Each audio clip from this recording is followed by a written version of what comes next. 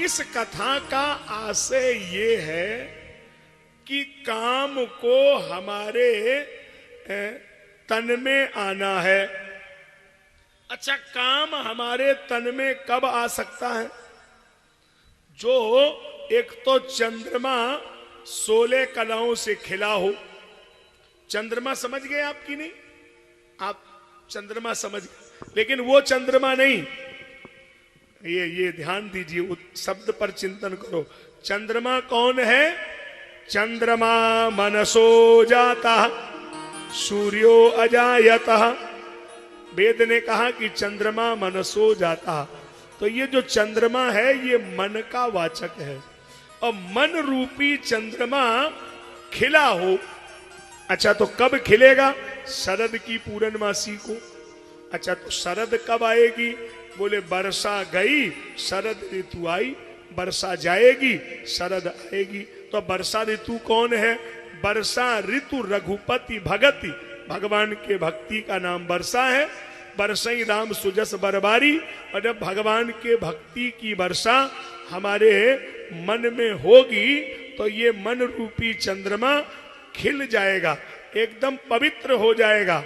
और निर्मल मन जन सोई मोह पावा। कोई बहस की जरूरत ही नहीं है।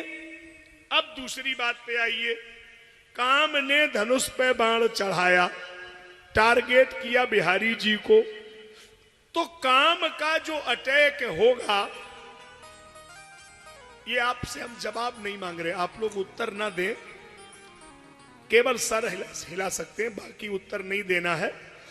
उत्तर देने के लिए ये प्रश्न नहीं कर रहा हूं। आप सर हिला देंगे तो हम समझ जाएंगे कि आपने हमारी बात को पकड़ लिया।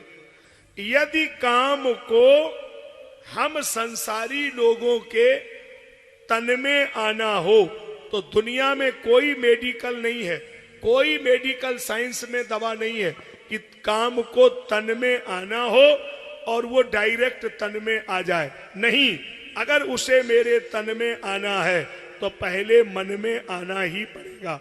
और यदि काम हमारे मन को नहीं छू सकता है तो तन में आ ही नहीं सकता। कोई दुनिया में मेडिकल नहीं है। पहले हमारे मन को उद्वेलित करेगा तब वो तन पर प्रभाव कर सकता है। तो पहले उसका अटैक होगा मन। नारायण नारायण, पीछे भेज दे, पीछे जल्दी से पीछे चले जाओ, बहुत पीछे। बच्चे कितने सज्जन हैं, बेला के बच्चे हैं। ये जो बच्चे हल्ला करते हैं बेला गांव के हो ही नहीं सकते, ये रिश्तेदारी से कहीं आ गए होंगे। बेला के तो बच्चे ही बहुत अच्छे होते। हम तो बेला की बुराई कर ही नहीं सकते, क्योंकि शाम को हमें भी रोटी खानी। बेला का तो नाम ही नहीं लेंगे साहब। यहाँ के तो सब लोग बड़े अच्छे होते। ये तो और कहीं की बात कर रहा, कोई बुराई नहीं। सुनो, बात में आनंद लो। हमें तो झगड़ा करने का मूड ही नहीं हमारा, तो बात ही करने के लिए बैठे। तो पहले काम का अटैक कहाँ होगा? पहले मन में होगा, फिर तन में होगा। काम ने धनुष पे बाण चढ़ाया, बिहारी जी की तरफ टारगेट किया, तो श्रुतियों ने कहा। अब ये वेद वाक्य है, ये श्रुति ने बोला है। क्या बोला? श्रुति ने कहा अमनः अप्राणः, अमना अप्राणः। तो परमात्मा कैसा है? उसके पास में मन है ही नहीं, वो तो अमना अप्राणः। तो ये कैसे मान लिया जाए कि मन नहीं है? बोले मानना पड़ेगा। कैसे मानना पड़ेगा? बोले जब मन नहीं है तो ये काम कैसे करता है? बोले यही तो गोस्वामी जी से पूछ लो। बेनु पग चलही सुनही बेनु का कर बेनु करम करही कर तुम अकर तुम अन्यथा कर तुम सह समर्था रामा। बिनु पग चले, अमनः अप्राणः, बिल्कुल ठीक है। तो इन पे तो मन है ही नहीं, तो अब इन पर मन है नहीं तो काम को हारना पड़ेगा, धनुष बाण फेंक देना चाहिए। काम बोला ऐसे हम हार नहीं मानेंगे। जैसे बिल्कुल ये पता है कि ये पार्टी केस हार जाएगी, फिर भी हमारे सम्मानी वकील लोग उसको आखिरी समय तक बोलते हैं कि नहीं नहीं तुम ही जीत रहे, क्योंकि मुकदमा गड़बड़ हो जाएगा, उसको फंसा कहीं ना कहीं तो साफ रखना ही है सही जगह। तो कामदेव कह रहा है कि हम इतने जल्दी सरेंडर नहीं करेंगे। तो तुम जब इन पे मन है नहीं तो कहां चले जाओगे? तुम्हारा तो काम मन पे अटैक करना है, और मन इन पर है नहीं। आमना है भगवान। तो गोपियों पे तो मन है, हाँ है, तो गोपियों के मन में जा रहे।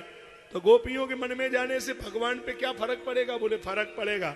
अगर गोपियों के मन में काम आ जाए तो गोपियां इनका हाथ तो पकड़ ही लेंगी ना, और जैसे हाथ पकड़ लेंगी हम अखबार में फोटो छपवा देंगे, मुकदमा तो चले। ये थोड़ा ही है कि साहब फाइनल पे ही मामला हो। अरे साहब गड़बड़ा ही कर दो, नहीं फाइनल हो मामला। क्या कामदेव ने जुगत लगाई, अब उसने बाण गोपियों की तरफ घुमाया तो गोपियों के मुंह से क्या निकला? कृष्ण कृष्ण कृष्ण। क्या बोली? हे कृष्ण, हा कृष्ण। तो कृष्ण को आप कैसे लिखेंगे? कर्षति मना इति कृष्णा। कृष्ण का मतलब जो किसी के मन का कर्षण कर ले। भगवान ने झट से गोपियों का मन खींच लिया और कहां ले गए? अपने हृदय के स्टोर रूम में बंद कर दिया। तो गोपियां क्या बन गई? अमना, और साहब क्या हो गए? समना। जो अमना वो समना, जो समना वो अमना। कृष्ण गोपी बन गए, गोपी कृष्ण बन गए। कृष्ण की वो बल्लभा श्री कृष्ण में ही खो गई, और कृष्ण की वो बल्लभा श्री कृष्ण की ही हो गई। एक प्रकृति के अंग बने और दो हो गए आधे आधे। चाहे भैया कृष्ण कहो या बोलो राधे राधे राधे। यहां से खेल पलट गया। गोपियों को, कामदेव को हार माननी पड़ी और ये कहना पड़ा कि दुनिया में योगी राज भगवान श्री कृष्ण आप ही हैं। आपने हमको रिटन में, थ्योरी में, प्रैक्टिकल में तीनों जगह हरा दिया है। काम को हराना किसी के बस की बात नहीं। केवल भगवान कृष्ण हैं जिन्होंने चुनौती स्वीकार की और ये सिद्ध करके दिया कि जो रहीम उत्तम प्रकृति का कर सकत कुसंग चंदन विष व्यापत नहीं लपटे राहत भुजंग। काम को हारना पड़ा, ये उनके जीत का प्रमाण है।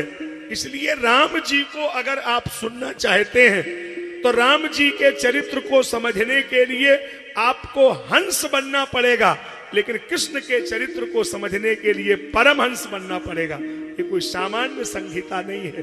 परासन्निकर्षा संहिता यस्यैव सहा परमहंस संहिता। इसलिए ये भागवत परमहंसों की संहिता। ये इतनी सामान्य नहीं है कि केवल शब्दों से आप समझ जाएंगे, नहीं, बहुत अंदर तक जाना पड़ेगा। अब एक बात और सुन लो। काम हार गया, आपने सुन लिया। गोपियां काम हार गया और बिहारी जी जीत गए। गलती एक हो गई, क्या? जो मन गोपियों का था वो भगवान जी लेकर मथुरा चले गए। उसके बाद ही कंस मारा।